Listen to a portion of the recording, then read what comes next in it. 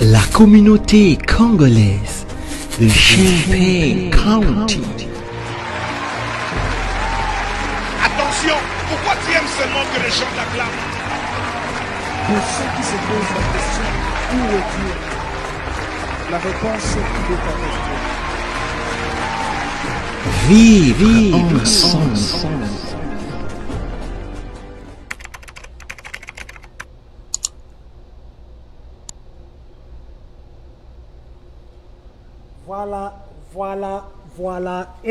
Voilà. Notre rendez-vous de samedi, aujourd'hui nous sommes le 29 juillet 2023.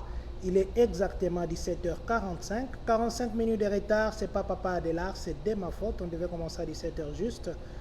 Voilà, si je dis encore nous nous excusons, ça sera une habitude, mais je vous demande de nous excuser parce qu'on devait être là à 17h juste. Aujourd'hui, nous allons parler de notre sujet avec quelqu'un que vous connaissez déjà, un papa que vous connaissez. Nous nous excusons, le samedi passé, nous n'avons pas pu être en direct parce qu'entre-temps, nous étions partagés entre deux événements et la borne avait un visiteur. D'ailleurs, on va parler aussi de ça. Alors, comme nous le disons toujours, nous vous disons merci d'être connectés. Merci à vous qui partagez déjà ces directs. Aujourd'hui, nous allons parler de la deuxième vérité fondamentale de la borne, mais d'abord, nous allons ramasser ce que nous avions fait la fois passée. Mais avant de commencer tout cela, nous allons rendre grâce à notre Seigneur et nous allons demander à Papa de recommander ce moment entre les mains de Dieu. Tendre Père, il t'a plu une fois de plus de nous faire grâce, de nous tenir devant le trône de grâce, afin, Père, que nous puissions, ô Dieu, te demander le Saint-Esprit. Car il n'y a que lui seul capable de nous aider de comprendre les Écritures.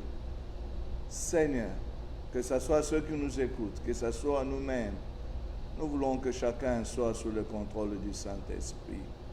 Parle à chacun d'entre nous. Bénis ton peuple, au nom de Jésus. Amen. Amen. Papa, bonsoir. Bonsoir, Président. Nous nous excusons d'abord parce que normalement nous devions déjà être là depuis 17h juste. Alors nous nous excusons pour ce petit retard, mais n'empêche, nous allons demander à ceux qui nous suivent de nous aider à partager ces directs parce que nous l'avons dit et nous les redisons. Il y a des choses que nous observons de loin, il y a des choses que nous pensons que c'est ça, peut-être ce n'est même pas ça. Il y a des fois que nous portons des jugements sur des églises ou sur des pasteurs sans savoir pourquoi. Est-ce que devons-nous condamner à distance ce que les autres font? Est-ce que là où nous partons, ce qu'on fait, est-ce que c'est ça la vérité absolue? Est-ce que Dieu a des différentes façons d'agir? C'est pourquoi nous nous sommes donnés comme mission de venir vers vous, vous faire découvrir ce qui est la doctrine de chaque église ici à Champaign. Nous avons la parole éternelle chaque samedi à 17h, chaque samedi, à moins que Dieu décide autrement, mais du moins chaque samedi à 17h, nous sommes avec vous. Papa, nous vous disons une fois de plus merci de nous avoir encore accordé ce moment. Merci. Merci, Président. La fois passée, nous avons parlé de la première vérité fondamentale où vous nous aviez dit que tout ce qui est écrit dans la Bible pour la borne, c'est vrai. Vous nous aviez expliqué la borne, c'est quoi?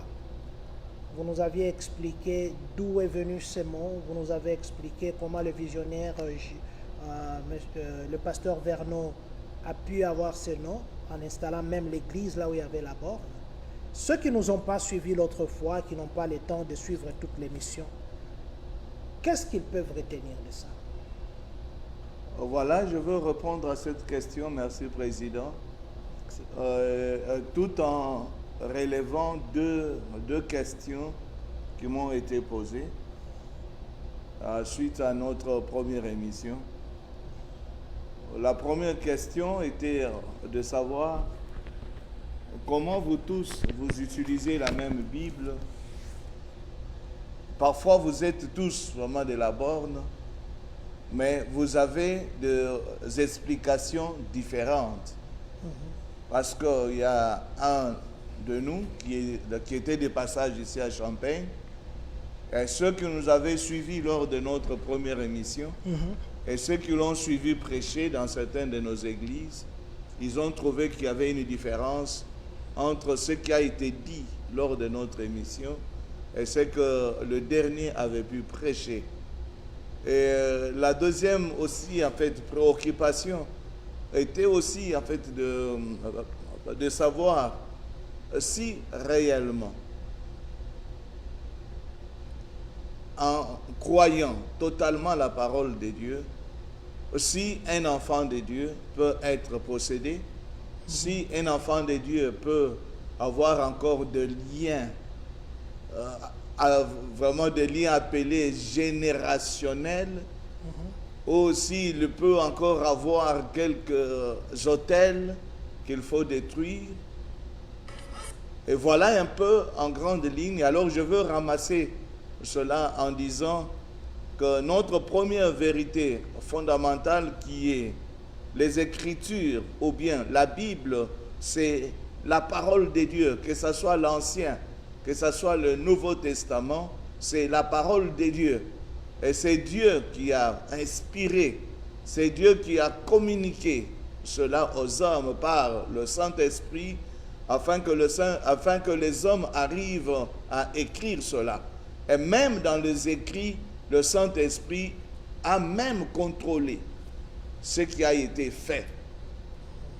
Et par conséquent, nous avons dit ceci, quatre Tant choses. que vous continuez à expliquer, papa, je vais me mettre derrière la caméra pour arranger un truc. Merci. Il y a 5 choses que nous sommes appelés à retenir. La première chose, la parole verbale communiquée par Dieu est totalement inspirée de la part de Dieu, venant de Dieu. Et la deuxième chose que nous pouvons encore tirer, c'est que cette parole qui a été reçue par les hommes, par l'intermédiaire du Saint-Esprit, elle est pleine, elle est complète. Il n'y a rien qu'on peut ajouter, il n'y a rien qu'on peut retrancher.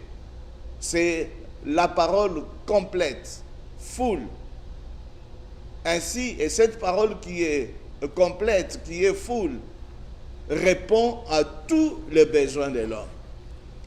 Et la troisième chose, cette parole, ce n'est rien autre que la révélation. Dieu s'est révélé à l'homme qu'au travers de cette parole.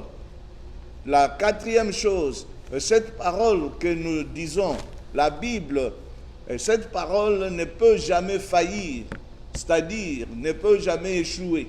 Et la parole de Dieu, c'est toute une puissance. Et enfin, cette parole ne peut jamais changer. Quoique tu peux changer de milieu, tu peux changer de pays, mais la parole de Dieu est immuable. Ça ne change pas. Ainsi, si toi et moi, nous croyons en cela, alors on peut maintenant répondre aux questions posées. Est-ce qu'un enfant de Dieu peut être possédé? Est-ce qu'un enfant de Dieu peut avoir de liens? Est-ce qu'un enfant de Dieu peut encore avoir chez lui des autels? À la lumière de la parole de Dieu, qui est enfant de Dieu? C'est celui qui a accepté Jésus, nous l'avons dit l'autre fois, Jean chapitre 1, verset 12-13. Tous ceux qui l'ont reçu, tous ceux qui croient en son nom, il leur a donné le pouvoir de devenir un enfant de Dieu. Est-ce qu'un enfant de Dieu, qui est enfant de Dieu, peut être possédé, peut avoir des liens générationnels, peut encore avoir des liens qu'il faut couper? Absolument faux. C'est ça la fausse doctrine. C'est ça de faux enseignements. On prêche ces choses que pour continuer toujours à avoir des hommes et des femmes captifs. Pourquoi? La première vérité que je veux donner. La Bible dit ceci, pour ceux qui désirent écrire, pour ceux qui désirent prendre note. Et si nous lisons Colossiens chapitre 2, verset 14, la Bible dit ceci, il a effacé l'acte dont les ordonnances nous condamnaient et qui subsistaient contre nous, il a détruit en les clouant à la croix. Mais ça, c'est une vérité. Il a effacé l'acte des ordonnances. Si tu es lié, ce sont des ordonnances. Peut-être chez vous, vous ne pouvez pas faire vous marier. Chez vous, on fait ceci, on fait cela. Donc, tu étais sous le poids de ces choses-là. Mais à l'instant où maintenant tu as cru, Christ, par l'œuvre salvatrice de la croix de Golgotha, il a dit, il a tout accompli, il a tout achevé. Et Romains chapitre 8, verset 1, j'avais parlé de cela l'autre fois, lorsque Christ dit, Paul qui a dit ceci, donc pour ceux qui sont en Christ, il n'y a aucune condamnation. Pourquoi il n'y a aucune condamnation? C'est parce que le châtiment qui nous donne la paix était tombé sur lui. Il était devenu malédiction à la croix à cause de nous. Les malédictions qui étaient notre lot de chaque jour, Jésus avait porté cela. Alors, lorsque nous continuons à dire qu'il y a des liens, c'est que nous sommes en train de remettre en cause l'œuvre salvatrice de la croix de Golgotha. Et si nous prenons Colossiens chapitre 3, verset 1 jusqu'à 3, il est dit ceci, pour ceux qui sont en Christ, leur vie est cachée en Christ dans les lieux célestes. Comment quelqu'un qui sa vie est cachée en Christ dans les lieux célestes peut encore avoir des liens, peut encore vivre sous les malédictions générationnelles? Alors pourquoi Jésus avait accepté, pourquoi il avait accepté la mort? Absolument faux. Et Paul nous dit d'ailleurs, pour ceux qui ont cru, ils sont devenus des nouvelles créatures, que toutes les choses anciennes sont passées. Quelles sont ces choses anciennes? Mais c'est l'acte des ordonnances qui nous condamnait. Nous étions condamnés à ceci, nous étions condamnés à cela. En tout cas, papa, je vous ai suivi avec, excusez-moi de vous interrompre. Merci. Il y a une question qui vient de Bukavu. Ingénieur Volonté Khan, mon frère, je te dis merci et bonsoir de nous suivre depuis Bukavu. Vous vous appelez Maman Lorenzo là. Et les enfants, Archie et puis la petite, nos salutations, que Dieu vous bénisse. Hop, qu'il a dit. Merci d'être connecté, que Dieu vous bénisse. Je disais ceci. Jésus, quand il est venu, on l'a amené un paralytique. Les gens d'Israël savaient. Ils ont demandé à Jésus, ils ont dit, est-ce que ce sont ses parents qui ont péché? Est-ce que ce sont... Parce qu'ils savaient qu'il y avait des péchés liés aux anciens. À part ça, Jésus vient. Avant Jésus, il y avait David, qui était appelé l'homme selon le cœur de Dieu. David est venu, il a péché. Mais le Seigneur a dit qu'il ne le punira pas lui. Il va punir sa génération future. Ça, c'est un péché qui est lié au passé. Est-ce que vous pensez que quand Jésus est mort sur la croix, il a enlevé ce que Dieu a dit, ou bien David de la génération, parce que Dieu, on dit, il ne se répand jamais.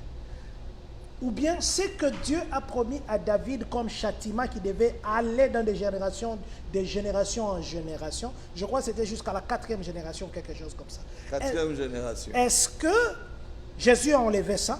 Parce que si moi je suis descendant de David, je prierai parce qu'il y a un lien que Dieu lui-même a dit qu'il me punira à cause du péché de mon père. Merci beaucoup, Président. Voilà l'importance de la prédication de la croix. Voilà l'importance pour le peuple de Dieu d'être enseigné.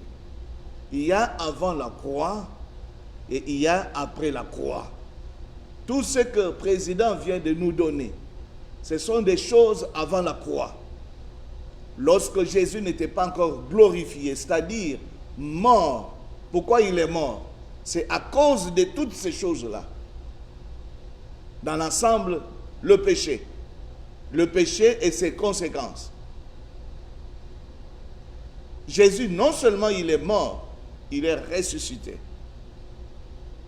Et à la croix, qu'est-ce qu'il a dit? Lorsqu'il a déclaré Tout est que accompli. tout est accompli, qu'est-ce qu'il a accompli? La mission Et quelle a été la mission? salvatrice d'amener les gens de croire en Dieu. Le salut que nous avons reçu de Christ est complet. À l'instant que tu as cru en Christ, tu es sauvé totalement. Totalement. Souvent, moi, je dis ceci. La Bible dit, pour ceux qui obéissent, le Seigneur va bénir jusqu'à 1000e génération. Pour ceux qui désobéissent, Dieu va punir jusqu'à 4e génération. Moi, je viens d'une famille. À l'instant où j'ai cru, c'est une nouvelle génération qui vient de commencer par moi. Et quand tu passes par la croix, quelqu'un ne peut pas passer par la croix en amenant les malédictions générationnelles, en amenant les autels, en amenant des liens familiaux, faux et archi-faux. Lorsque tu passes par la croix, tu deviens une nouvelle créature, totalement nouvelle créature. Et c'est maintenant la nouveauté de vie qui commence avec toi. Il n'y a plus de lien pour celui qui est passé par la croix, pour celui qui a cru dans l'œuvre salvatrice de la croix de Golgotha. Il n'y a plus de lien. Il y a une question qui me vient, qu'on m'avait un jour posée. Laissez-moi que je vous pose. Merci, pour qu'on papa. revienne à il n'y a plus de lien. Parce que là, c'est après le départ de Christ. Quelqu'un quitte la terre. Jésus-Christ est mort sur la terre. Il n'est pas mort à Mars. Il n'est pas mort à Jupiter. Il n'est pas mort à je sais pas moi, à Uranus. Il est mort ici sur la terre pour le péché de la terre. Quelqu'un quitte ici la terre. Ils vont, les astronautes, ils vont à Mars. Ils pêchent là-bas. Est-ce que le péché qu'eux vont commettre là-bas, c'est considéré comme un péché terrestre? Parce que Christ n'est pas mort sur Mars là-bas, on appelle les aliens qui sont là. Est-ce que c'est considéré comme péché? Si oui, donc ils sont liés à la terre. Gloire au Seigneur. Gloire au Seigneur. Pourquoi nous parlons du péché? Le péché, c'est quoi? C'est la désobéissance. C'est faire le contraire. C'est la désobéissance. Que ce soit au niveau de Mars, lorsque tu as désobéi, c'est un péché. En tant qu'homme. Parce que Christ, il n'est pas venu mourir pour les animaux. Jean 3, 16 nous dit quoi? Dieu a tant aimé le monde, il a donné son Fils afin que quiconque croit, ne périsse point, mais qu'il ait la vie éternelle. Périr à cause du péché. Mais quand tu crois en lui, est-ce que tu vas encore périr? C'est terminé. Ainsi, que ce soit sur n'importe quelle planète, ou moi, ou vous, si vous vous retrouvez là et que vous avez péché, en tant qu'humain, sache que le salaire du péché, qui est la mort, c'est ton salaire. Mais ils sont liés à Christ. Ils sont liés à Dieu. Non, quand est-ce que nous sommes liés à Dieu? Oui, mais parce qu'on est condamné parce qu'on a un lien avec Dieu. Non, j'ai dit ceci. Quand est-ce qu'on est condamné? Quand est-ce que Adam a été condamné? Parce qu'il faut remonter maintenant dans le jardin d'Éden. Adam vivait avec le Seigneur, avec Dieu de gloire. Et c'est lorsqu'il a péché qu'il a été séparé de Dieu. C'est le péché qui nous amène dans la séparation totale avec Dieu. Et quand tu pêches, tu es séparé de Dieu. Et comme salaire, c'est la mort. La malédiction pèse sur celui qui n'est pas en Christ. C'est ainsi que j'ai parlé de Romains 1, où il dit, donc pour ceux qui sont en Christ, le problème c'est là où tu te trouves. Où est-ce que tu es? Si tu es en Christ, il n'y a aucune condamnation. Mais si tu es quelqu'un de un pied dedans, un pied dehors, c'est-à-dire de tiède, il dit d'ailleurs pour cela, je vous vomirai. Le problème c'est ta position par rapport à Christ. Et si tu changes ta position, le Seigneur va changer ta situation. Si tu te... Parce qu'à la croix, il y a deux choses très importantes. Il y a eu la réconciliation avec Dieu et la réconciliation entre les hommes. Mais comment quelqu'un qui a cru, il est passé par la croix, réconcilié avec Dieu. Mais je peux aller plus loin. La Bible dit ceci, ce n'est plus moi qui vis, mais c'est Christ qui vit en moi. On parle de qui? De celui qui est mort dans le péché et ressuscité avec Christ. Voilà, je vais prendre des questions en ligne. Oh, merci. Je vous pose d'abord ma question et puis je vais prendre la question, 3 questions en ligne qui nous viennent de Bukavu, de l'ingénieur Volonté Kane. Avant que l'on passe au deuxième point. Tu ne pécheras pas et tu ne découvriras pas l'adultère de ceci. Tu feras des dimanches le jour du Seigneur. Tu ne voleras pas, tu n'envieras pas. Les 10 commandements qui ont été faits avant même la mort du Christ. Mais aujourd'hui, si on qualifie, on qualifie les péchés, c'est par rapport à ces 10 commandements qui sont dans l'Ancien Testament, qui nous lient à l'Ancien Testament. Ça veut dire, aujourd'hui, si moi je dis que non, moi John, il y a quelque chose dehors là, je vole. C'est vrai, Christ vous dirait qu'il est venu avec l'amour. Quand je vole, ce n'est pas que je n'aime pas quelqu'un. Peut-être que je vole parce que j'aime mes enfants, ils doivent aller manger. C'est comme les fonctionnaires du Congo, on ne dira pas qu'ils n'aiment pas. Ils aiment leurs enfants, c'est pourquoi ils ont volé. Alors, si moi je vole, ce n'est pas Christ qui a mis ça, bien que tout est accompli, lui est devenu Christ, mais nous sommes encore liés à ces anciennes lois. Comment voudrez-vous qu'on soit lié à une partie de la Bible et séparer une autre partie parce que Christ a dit tout est accompli? Gloire au Seigneur. Je dois encore revenir. Je dis ceci, l'Ancien et le Nouveau Testament, nous croyons, nous les assemblées de Dieu, dans cela. Mais vous ne croyez pas au lien? Je ne crois pas au lien. Pourquoi? Mais nous sommes liés aux 10 commandements. Est-ce que Jésus avait aboli les 10 commandements? Est-ce que Jésus avait aboli les 10 commandements? Jésus n'avait pas aboli les 10 commandements. Il a aboli la condamnation. Mais non. La condamnation est abolie pour celui qui a cru dans l'œuvre salvatrice, afin que quiconque croit en lui ne périsse point. La condamnation, c'est périr pour ceux qui ne sont pas en Christ, pour ceux qui n'ont pas cru. Mais pour ceux qui ont cru, il n'y a plus de condamnation.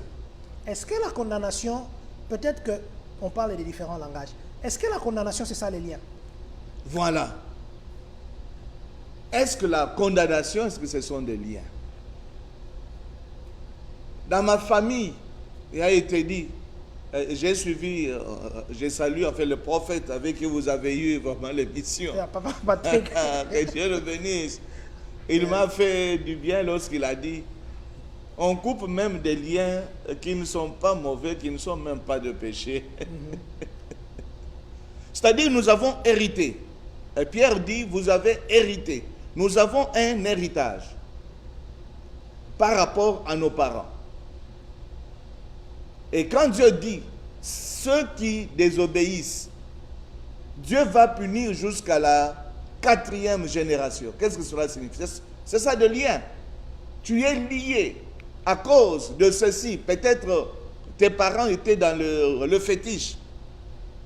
Ils ont vraiment trafiqué avec le démon.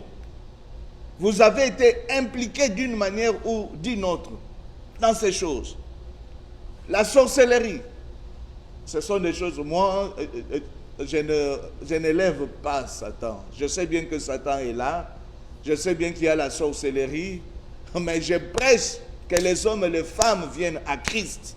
Car quand vous êtes en Christ, aucun sorcier ne peut même oser. Je vais te donner un exemple.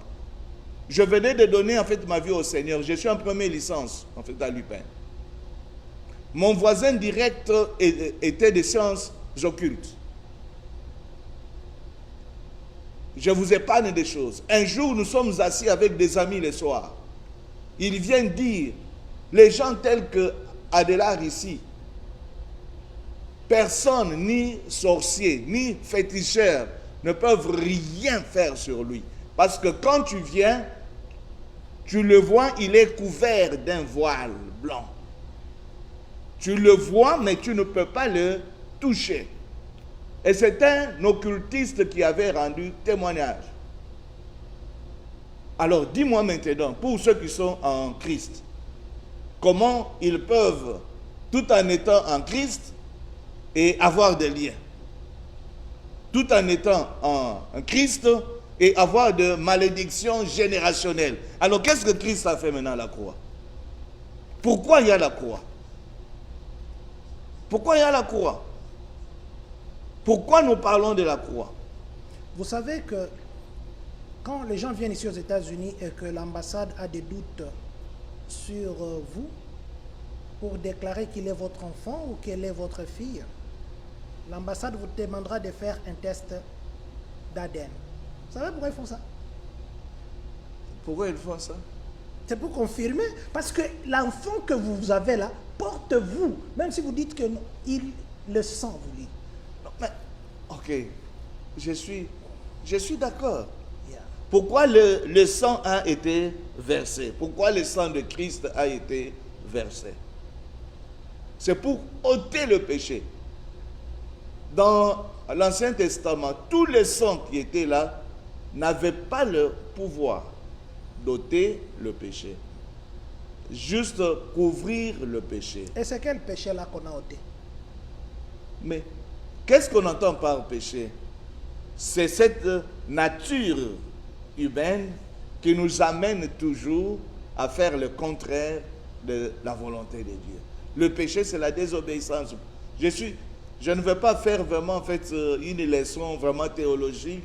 Je veux que tout le monde vraiment fait nous comprenne. Quand je vole, Les 10 commandements.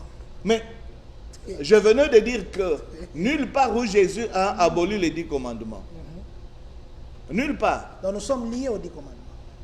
C'est la parole de Dieu parce que moi je crois de Genèse jusqu'à Apocalypse.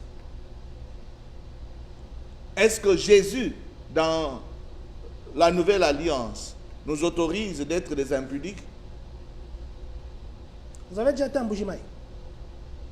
Je n'ai jamais été là-bas. Vous avez déjà Je été à connais. Moba? Non, non plus. Ok. Je ne cite pas d'autres villes.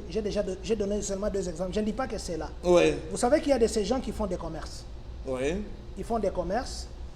Ils disent qu'ils se marient à 3 femmes. La 3e femme, par exemple, ou la 2e, n'aura pas d'enfants parce qu'il a dit, tous ces enfants-là, il va les sacrifier. Et c'est vrai, la femme, vous pouvez voir le ventre gonflé, un moment, ça part. Le ventre gonflé, un moment, ça part.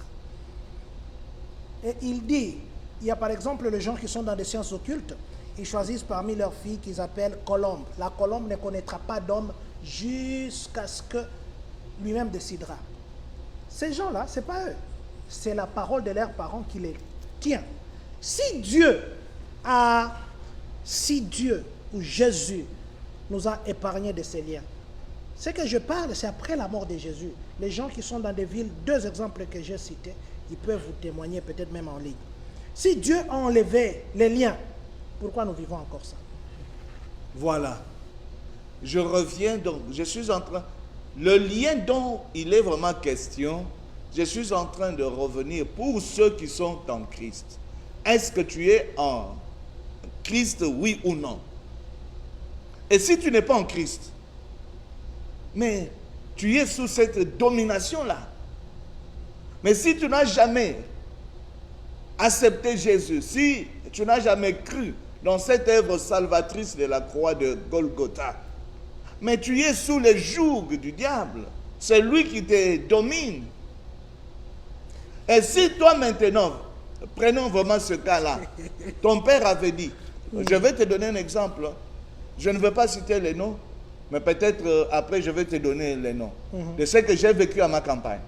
Parce que vraiment j'encadrais les enfants là-bas, en mathématiques. Là où j'ai vécu un occultiste, où tu es ici, je suis là, chez lui à la maison. L'enfant est là. L'enfant te dit, prof, regarde, je vois les gens. Je vois les gens. Et aujourd'hui, jusqu'aujourd'hui, je suis appelé dans cette famille grand-père. Et en 2016, quand je suis parti au pays, il y a eu des manifestations démoniaques terribles quand je suis allé rendre visite à l'une des filles qui était déjà fait mariée. Et c'était terrible la délivrance. Je reviens à dire, pour ceux qui sont en Christ, le problème c'est ta position par rapport à Christ. Christ n'a pas ôté pour tout le monde. Parce que voilà maintenant notre problème. Lorsqu'on lit Jean 3,16, Dieu a tant aimé le monde. C'est quel monde? Ce n'est pas le monde en tant que système. Parce qu'il y a le monde en tant que système, il y a le monde en tant qu'humain. Il a payé de sa vie, c'est pour les humains. C'est là où je disais, parce que vraiment tu m'avais coupé. Le sang dans l'Ancien Testament couvrait le péché. Pourquoi? Parce que le sang d'un animal ne pouvait pas ôter. C'est ainsi qu'il a été question que Dieu lui-même, nous allons voir ça dans notre deuxième vérité, que Dieu lui-même devienne Jésus avec un sang qui n'est pas un sang hérité des hommes. Et c'est ça même, c'est que Jean chapitre 1 verset 13 dit, ceux qui ont cru, qui ont eu le pouvoir ni par le sang, ni par la volonté de l'homme, mais de Dieu. Pourquoi on a parlé de ce sang? Nous avons hérité. Mais il y a le sang précieux de Jésus qui a été versé, qui a ôté non seulement le péché et toutes les malédictions. Toujours Romains 8, quand vous descendez, il vous dit, qui condamnera les élus? Qui sont élus? Est-ce que tout le monde est élu? Non. Il n'y a que ceux qui sont en Christ. Le problème, c'est ta position. Enseigner ces choses, non seulement amener les gens même à jeûner pendant 100 jours, même pendant 50 jours, sans pour autant que ces hommes et ces femmes puissent marcher dans la nouveauté de vie. Quand tu marches dans la nouveauté de vie, après que tu aies reçu Jésus comme ton seul sauveur et Seigneur, personne, tous les liens, toutes les chaînes tombées. Je vais demander à notre sœur, tu peux nous aider ici s'il vous plaît? Toute malédiction tombée. Ainsi, on va t'appeler, tu es devenu une nouvelle créature. Lorsqu'on parle de nouvelles créatures, c'est par rapport à l'ancienne, non? Quand est-ce que tu es devenu une nouvelle créature? Comment une nouvelle créature? Et Paul en parle dans 1 Corinthiens chapitre 6, lorsqu'il dit, ne savez-vous pas que vous êtes le temple du Saint-Esprit? Qui devient le temple du Saint-Esprit? C'est celui qui a passé par la croix. Et comment moi, le temple du Saint-Esprit, je peux encore être lié? Comment moi, le temple du Saint-Esprit, je peux encore vivre dans la malédiction? Vous croyez, d'abord, est-ce qu'on peut consacrer quelqu'un, pasteur, un enfant qui est né d'une deuxième femme? Vous avez parlé de la désobéissance. Quand quelqu'un se marie à deux femmes, l'enfant de la deuxième femme veut devenir pasteur à la bord, parce que sa mère, c'est le fruit de la désobéissance de son père. Est-ce que cet enfant... Je vais t'aider. Moi, je suis l'enfant de la troisième femme de mon père. Ce n'est pas la désobéissance.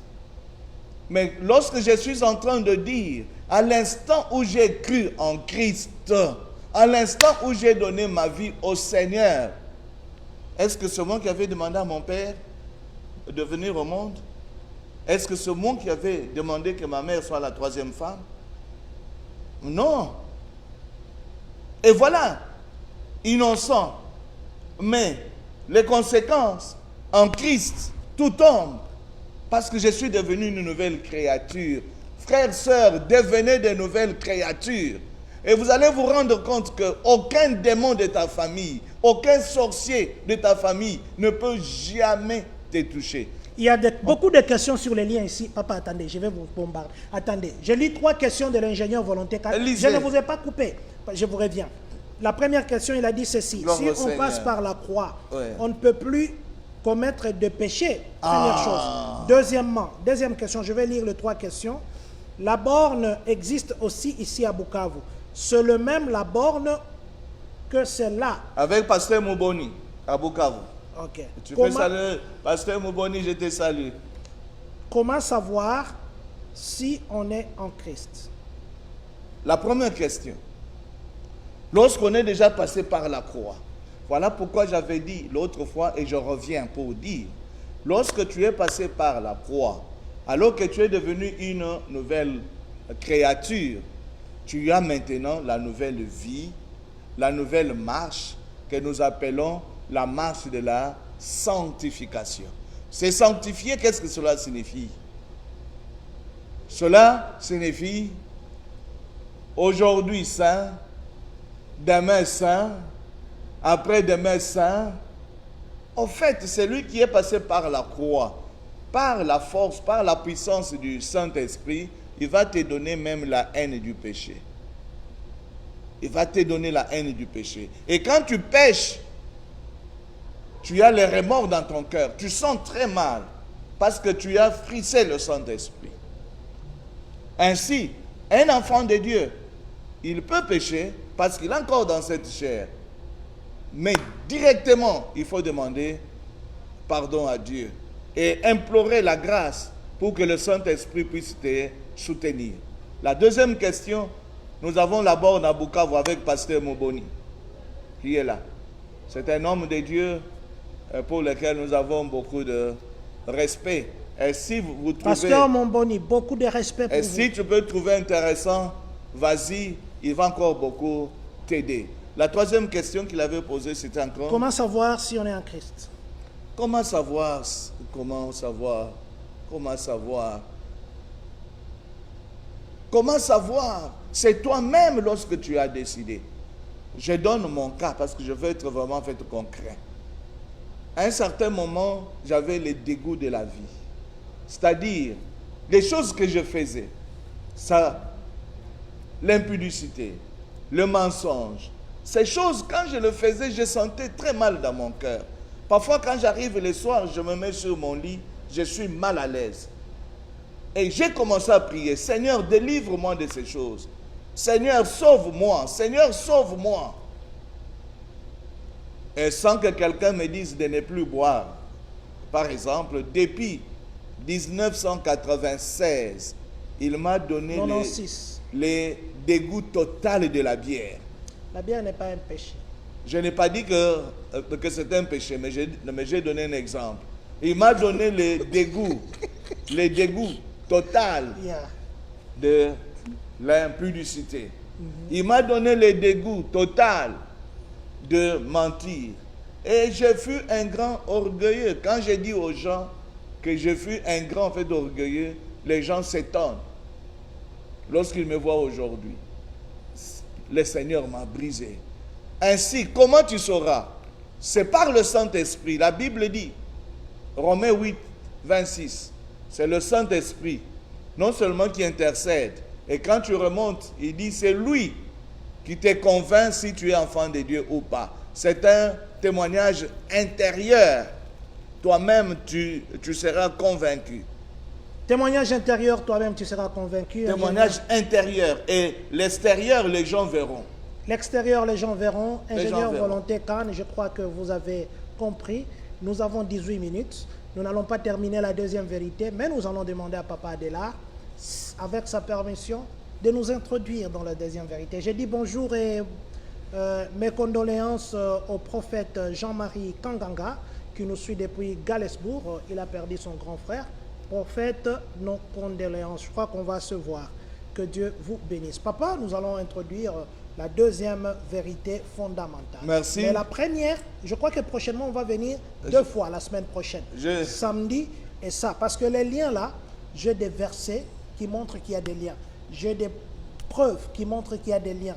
J'ai des arguments pas en tant qu'humain. Est-ce que- Argument fondé sur la parole. Mais est-ce que je peux prendre vraiment en fait une fois en fait ma Bible, je vais lire un seul verset. Non, papa, vous Excusez-moi. savez, c'est ce que j'ai dit. La semaine prochaine, c'est que j'ai dit que la semaine prochaine, on revient 2 fois. On va choisir un jour pour parler des liens. Rien que des liens, parce que vous avez répondu parmi des questions là.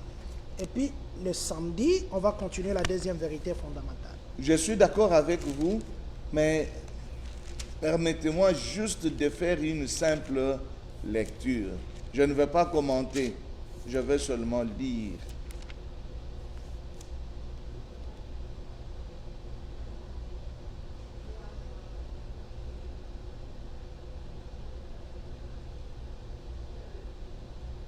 Je peux prendre, et pour aider encore notre frère, Colossiens 3, je peux dire à partir de verset 1. Si donc vous êtes ressuscité avec Christ, si donc vous êtes ressuscité avec Christ, beaucoup de choses à dire. Cherchez les choses d'en haut, où Christ est assis à la droite de Dieu. Affectionnez-vous aux choses d'en haut, et non à celles qui sont sur la terre. Car vous êtes morts, et votre vie est cachée avec Christ en Dieu. Waouh, j'aime ça. Car vous êtes morts, et votre vie, quelqu'un qui est mort, maintenant on ajoute, et votre vie est cachée avec Christ en Dieu. Gloire au Seigneur. Amen. On va revenir, il n'y a pas un problème. Comment ma vie qui est cachée avec Christ en Dieu peut encore avoir des liens? Cachée en Dieu, avoir des liens, la fausse doctrine, le faux enseignement. C'est ça le faux enseignement. Dans la Bible, il y a aussi des faux enseignements. C'est-à-dire les fausses interprétations de la parole de Dieu. Je vais terminer par là. Il y a eu un de nos frères, parce que je l'ai dit, il est venu ici prêcher ces choses-là. L'année passée, il y avait un autre qui est de la famille Laborne. Je vois, il avait écrit « Malédiction générationnelle ». Il avait utilisé beaucoup de passages au niveau de Deutéronome. Je l'ai appelé au téléphone. J'ai dit « Pasteur, mon frère, qu'est-ce que je vois ?» À la fin, il me dit « Non, tu vois, il y a parfois certaines choses qu'on peut faire parce que les gens aiment ça. Les gens aiment ça, ça attire les gens. » J'ai dit « Non, nous ne pouvons pas faire des choses qui attirent les gens. Restons dans la parole de Dieu. Prêchons la repentance et la sanctification. Quand tu passes par la croix et que tu vis dans la sanctification, c'est terminé, tu es dans ce que nous appelons le nouveau départ avec Dieu. La deuxième vérité, la première vérité, on peut, parce que je dis bien, c'est là où tout ça se passe.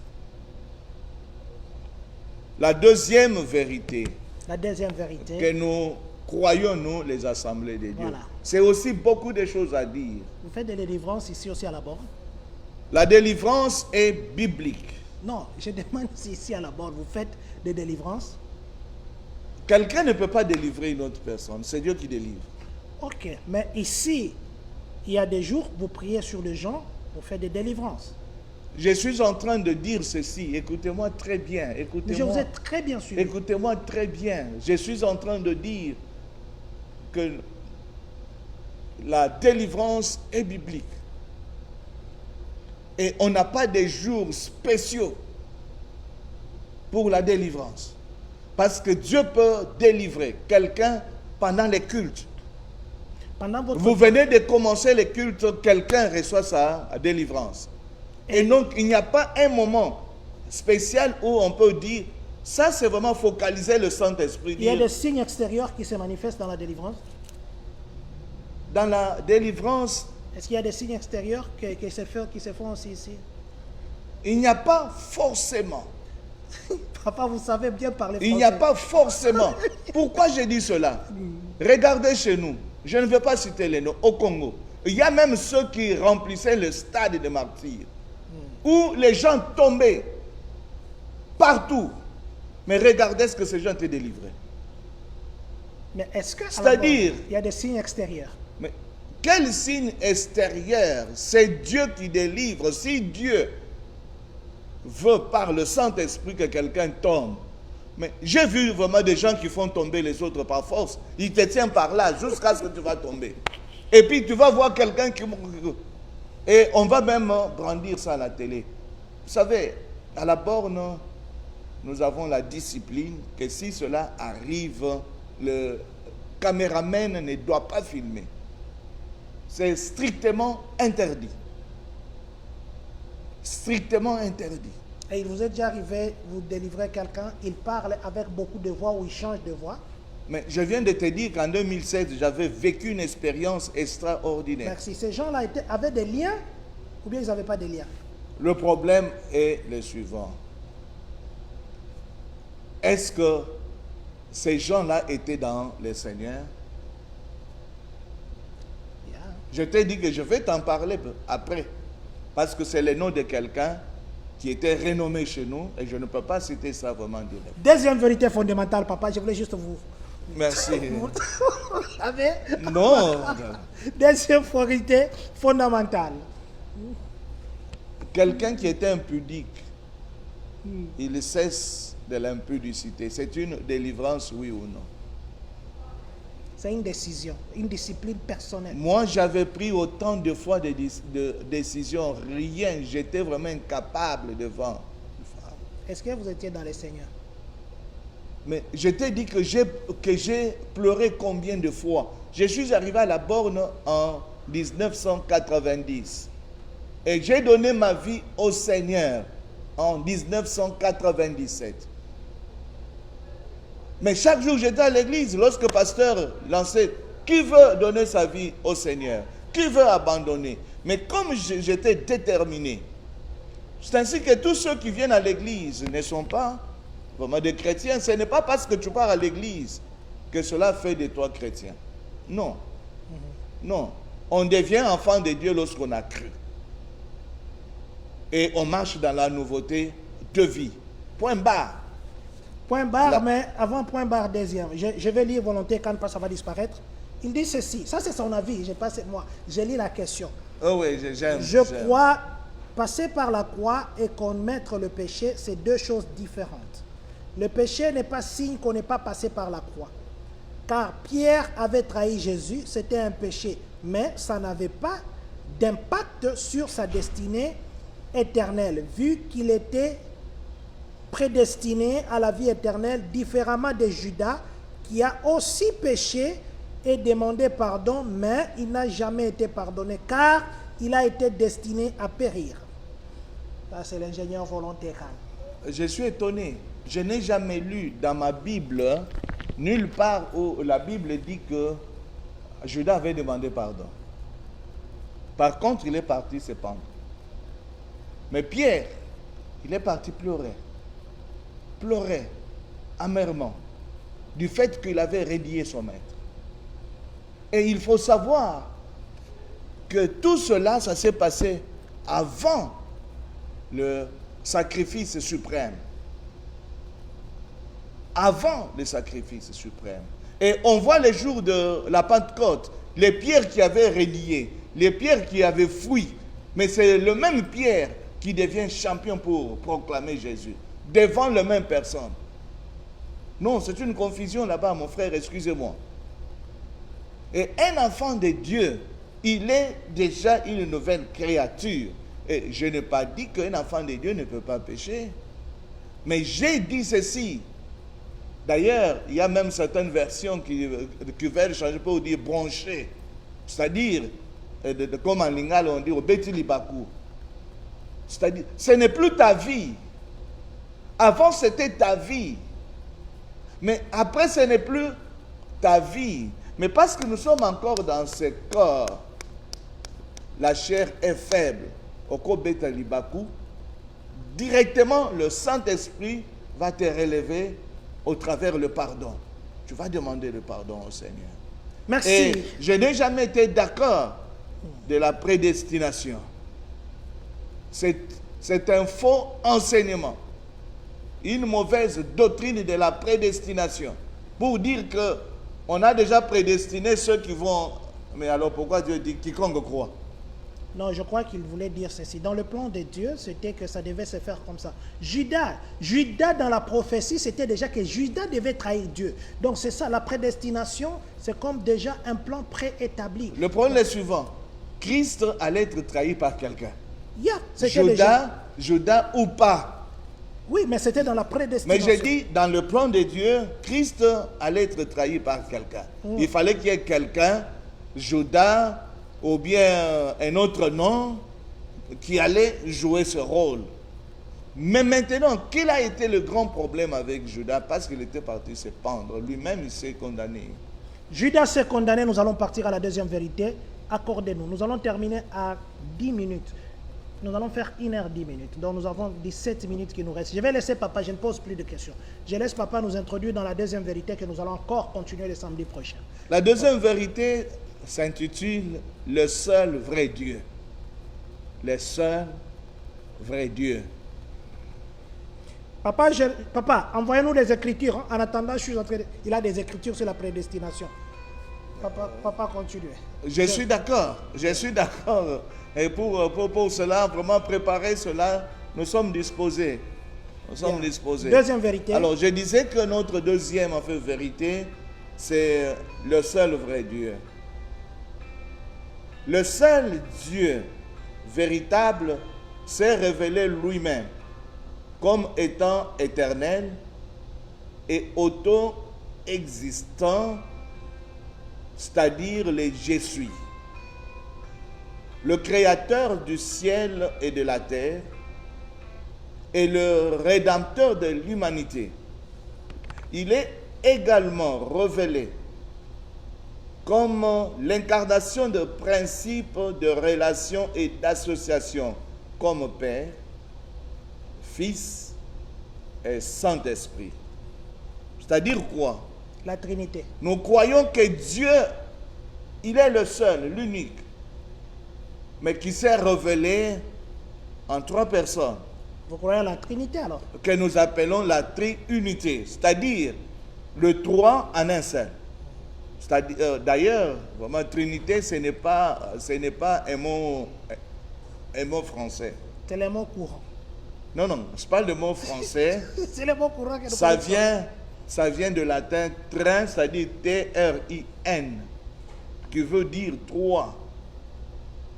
C'est-à-dire 3, mais en un seul. Dans la Bible, nulle part que vous allez trouver qu'on a écrit Trinité. Et c'est aussi une vérité que beaucoup de gens se cassent aussi les dents, mais nous croyons en cela. Il y a plusieurs passages dans la parole de Dieu que nous allons vraiment faire parcourir, qui peuvent nous aider à comprendre cela. C'est comme si j'ai vu qu'il y avait des choses qui manquaient. Je me suis rendu compte seulement après qu'il y avait des choses qui manquaient. J'ai ajouté ça. Gloire au Seigneur. Amen. Je disais que nous sommes en train de parler de notre deuxième vérité fondamentale. Le seul vrai Dieu. Le Dieu qui s'est manifesté en 3 personnes. C'est Dieu qui s'est manifesté en 3 personnes. Ce n'est pas que nous avons 3 dieux. Non. C'est très important d'abord à ce niveau-là. Ce n'est pas que nous avons 3 dieux. Nous avons un seul Dieu, mais qui s'est manifesté en tant que Père, en tant que Fils, en tant que Saint-Esprit, que nous appelons la triunité, Trinité. Ainsi, il y a des termes très importants. Il y a certaines choses sur lesquelles nous devons nous atteler. Nous voulons parler tout d'abord des attributs de Dieu, la première partie qui concerne les attributs de Dieu. Le Dieu est éternel. Selon ce que nous venons de dire. Qu'est-ce que cela signifie? C'est-à-dire qu'il n'a ni début, ni fin. Et c'est lui qui a créé toutes choses.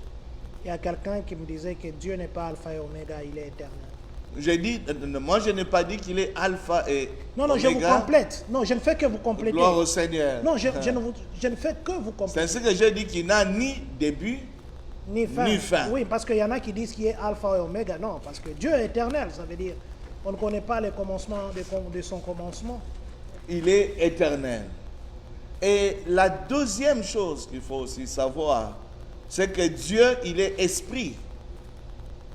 Dieu est esprit. L'esprit n'a pas un corps, n'a pas la chair. Mais il y a ceux qui peuvent me poser des questions.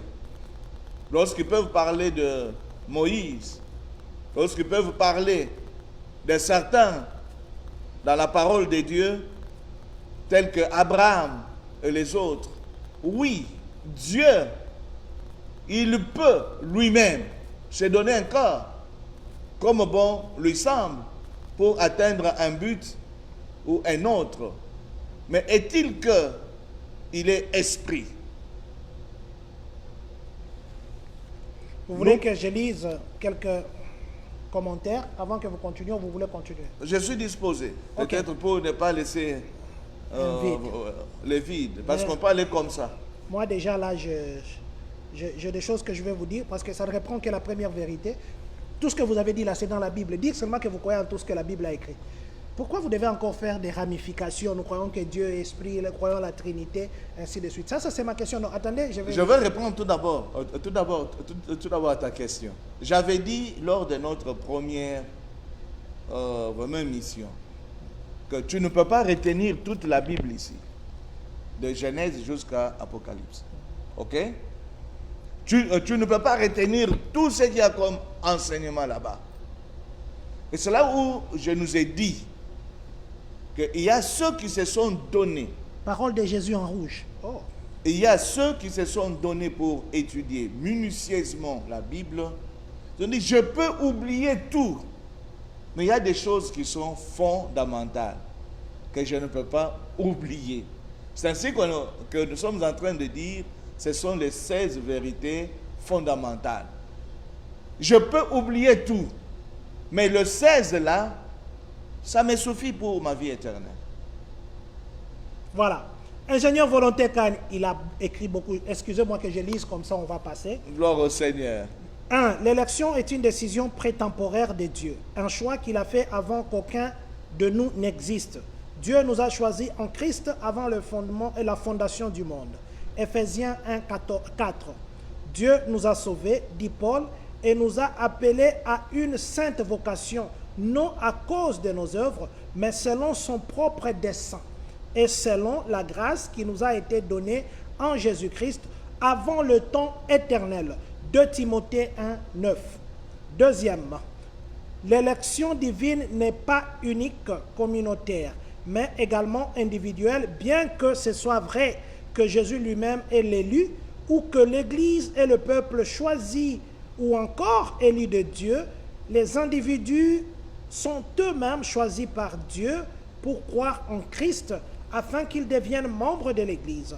En d'autres termes, Dieu n'a pas simplement choisi l'Église, il a choisi des individus spécifiques qui composeront l'Église. Pour aller dans le même sens, cet acte glorieux de la grâce de Dieu, que l'élection de certaines personnes a lieu jusqu'au salut éternel, n'est pas simplement service temporaire. Paul s'est reconnaissant pour les Thessaloniciens, car Dieu les a choisis dès le commencement pour le salut. 2 Thessaloniciens 2, 13. Après, je crois que je ne lirai pas tout, papa. Après que le païen ait entendu l'évangile être prêché, tous ceux qui étaient destinés à la vie éternelle crurent. Acte 13, 48. 3. L'élection divine n'est pas un choix arbitraire fait par Dieu, comme s'il n'avait aucune raison pour laquelle il choisit certains pour la vie éternelle et d'autres non. L'élection est faite selon le bon plaisir de sa volonté, entre guillemets, Dieu. Éphésiens 1, 5. La base de ce choix est le mystère de sa volonté. Cela est fait selon son destin. Verset 9, 11.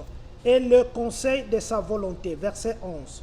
Donc, pourquoi Dieu a-t-il choisi cette personne et non une autre? C'était juste par plaisir et par volonté d'agir ainsi.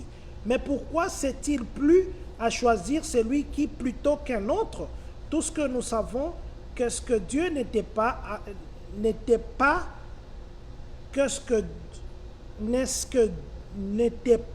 à cause de quelque chose qui était présent et l'un non à l'autre. Mais quelle que soit la raison ou le but qui a poussé Dieu à choisir comme il l'a fait, cela lui était plaisant et était en parfaite harmonie avec sa justice et son amour. Voilà. Ah, papa volonté, je crois que je vais m'arrêter d'abord là-bas. L'élection divine possède la gloire de Dieu car il s'agit de son but premier, afin de magnifier sa grâce et de faire connaître la majesté de sa miséricorde.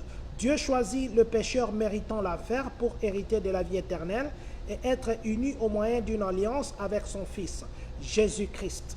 Il les a prédestinés à être ses enfants adoptifs. Éphésiens 1,5. Ainsi, l'un des buts de l'élection est de sauver des pécheurs qui méritent l'enfer. 2 Thessaloniciens 2,13, 2 Timothée 1,8 jusqu'à 10.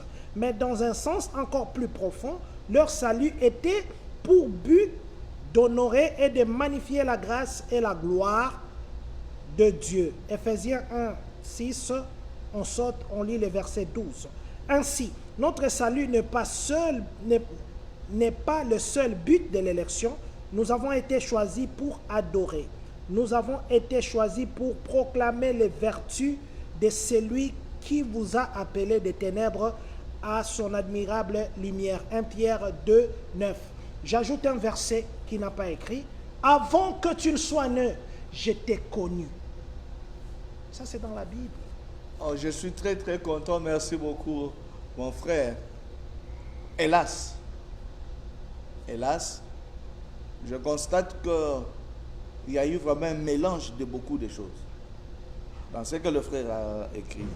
Il parle du salut, il parle de l'élection, il parle du choix. Donc il y a juste un mélange total dans ce que le frère a vraiment dit.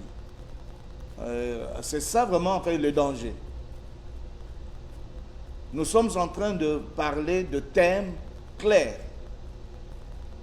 Je reviens maintenant dans l'ensemble. Je prends vraiment en fait le verset que tout le monde connaît. Jean 3,16. Dieu a tant aimé le monde Qu'il a donné. Il a donné son Fils afin que quiconque croit en lui. Qu'est-ce que cela signifie? Afin que quiconque. Qui est vraiment quiconque? Qui est vraiment quiconque? Parce que lorsqu'en fait nous croyons, comme mon frère, qui a déjà la prédestination, à quoi va nous servir croire? À quoi? Et il dit que vraiment, le but, ce n'est pas seulement vraiment le salut, tout ça, mais qui doit adorer Dieu? C'est celui qui est sauvé. Il a ajouté, j'ai aimé Jacob et j'ai haï Ésaü. C'est dans la Bible, ça c'est aussi prédestiné. Je suis très très content, mais je suis en train de dire, il ne faut pas mélanger beaucoup de notions. Je reviens alors que nous sommes encore dans le jardin d'Éden. Dans le jardin d'Éden. Pourquoi l'homme a connu la chute? C'est parce que Dieu lui avait donné ce que nous appelons le libre arbitre, le libre choix. L'homme doit choisir. Dieu n'est pas un dictateur. Mais Dieu nous met devant. Lorsque la Bible dit, je mets devant toi deux chemins, la vie et la mort. Choisissez. Et il ajoute pour dire, choisis la vie pour que tu vives. Mais pourquoi Dieu il a placé les deux chemins? C'est pour le choix de l'homme.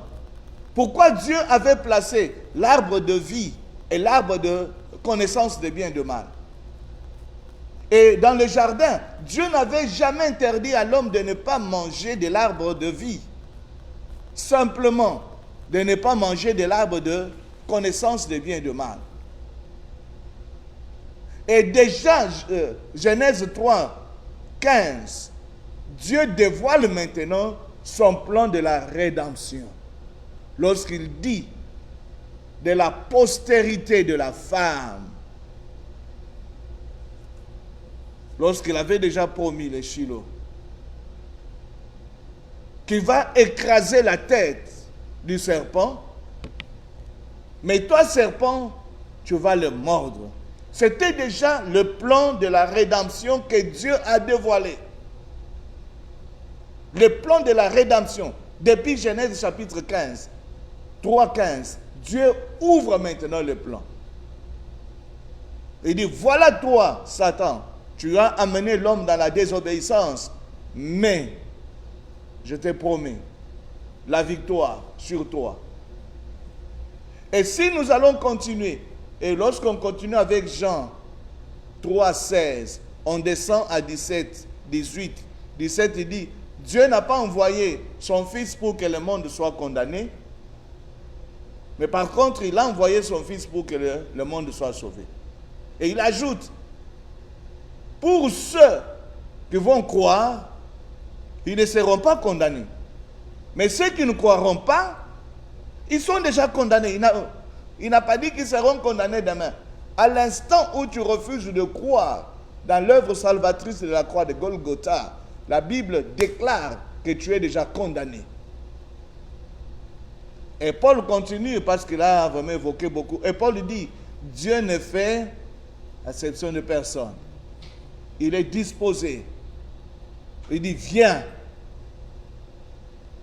Je peux donner beaucoup de versets. Lorsque Jésus continue pour dire, il y a deux voies, il y a les deux portes, il y a la grande, où tout le monde veut, mais il y a la petite. Et qui va passer par la petite? C'est un problème du choix. Dieu ne t'a pas prédestiné pour la mort, mon frère, ma soeur. Dieu t'a prédestiné pour la vie parce que tu as été créé pour vivre éternellement avec le Seigneur. Mais c'est le péché qui a causé, qui a cassé cette relation avec Dieu. Et comment revenir dans cette relation? La seule condition, passer par la croix. Comment? En acceptant Jésus comme ton seul sauveur et Seigneur et en marchant dans la nouveauté de vie. Mais si tu refuses de croire, tu es déjà condamné. Donc on peut continuer à parler de ces choses. Et sinon, on va dire pourquoi nous devons prêcher la repentance. Pourquoi on doit prêcher la repentance? Parce que Dieu a déjà prédestiné quelqu'un à la mort. Vous comprenez cela, papa? Dieu a déjà prédestiné tel à la mort. Pourquoi je dois maintenant faire le prêcher? Parce qu'il est allé dire quelque part, nous avons été sauvés pour manifester les vertus de Dieu.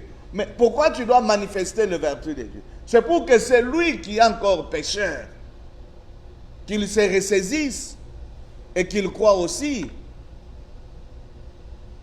Et qu'il croit aussi. Et je vais terminer. Et Marc chapitre 16, le dernier verset, Jésus dit, ceux qui vont croire et se faire baptiser seront sauvés, mais ceux qui ne vont pas croire, ils ne seront pas sauvés. Quelle est maintenant la prédestination là-bas? Quand Jésus dit ça, ceux qui vont croire et se faire baptiser, d'office ils sont sauvés. Mais ceux qui ne vont pas croire, ils ne seront jamais sauvés. C'est là où il y a le choix, la décision de l'homme. L'homme, tu dois t'engager. Femme, tu dois t'engager. Sinon, il n'y a pas d'espoir pour toi. Il n'y a pas d'espoir pour toi. Nous avons 3 minutes qui nous restent, comme je le fais souvent. Aujourd'hui, nous avons introduit la deuxième vérité fondamentale qui consistait à ce que Papa Adélard nous dise de quoi il s'agit. Vous avez compris peut-être mieux que moi ou au-delà de ce que moi j'ai entendu, ou vous avez vu au-delà de mes yeux, Papa Adélard nous a dit, dans la deuxième vérité fondamentale, c'est la Trinité. Donc, il croit que Dieu est trois en un, mais il est un en trois. Ou il est en trois, un, ou un en trois, mais il est unique. Est-ce que c'est le syllogisme religieux? Est-ce que c'est la maïeutique? Est-ce que c'est la vérité socratique? J'aime les que. Mais je pense que vous avez suivi que les liens au Papa Adélard, ça n'existait pas, bien que dans la Bible... Pour ceux qui sont en Jésus, précisez Papa John, de liens, de malédictions générationnelles, des autels, ce sont de fausses doctrines. Ça n'existe jamais pour ceux qui sont en Jésus. Mais pour ceux qui ne sont pas en Jésus, ça existe pour eux. Je suis clair, dans Romains chapitre 8, verset 1, c'est clair. Donc, pour ceux qui sont en Christ, est-ce que tu es en Christ? Voilà pourquoi à la borne, il n'y aura pas ces choses-là comme prédication. La seule prédication, répands-toi, accepte Jésus, marche dans la nouveauté de vie. Et tout le reste, c'est déjà accompli à la croix. À moins que, alors que tu as accepté Jésus, et tu sors de l'enclos, tu es déjà sauvé, mais de toi-même, tu décides de sortir de l'enclos, et là, c'est toi-même. Il y a une question qui m'a été posée par ceux qui étaient venus je me vais voir. me mettre derrière. Donc, j'étais en train juste de clôturer. Moi, je vais me mettre derrière. Je vais vous laisser parler pendant 3 minutes. Je veux terminer par là. Il y a quelqu'un qui est venu me voir. Non, moi, je me mets derrière. Moi, je vous laisse parler. Merci. Je ne poserai plus de questions. Donc, je disais que vous avez compris ici comment Papa Adélard nous a dit qu'il y avait 1 en 3, 3 en 1, 1 en 3, format 1.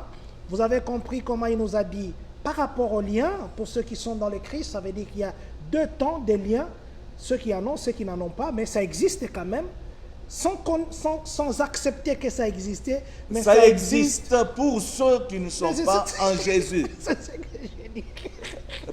Président John, nous sommes en train d'être clairs.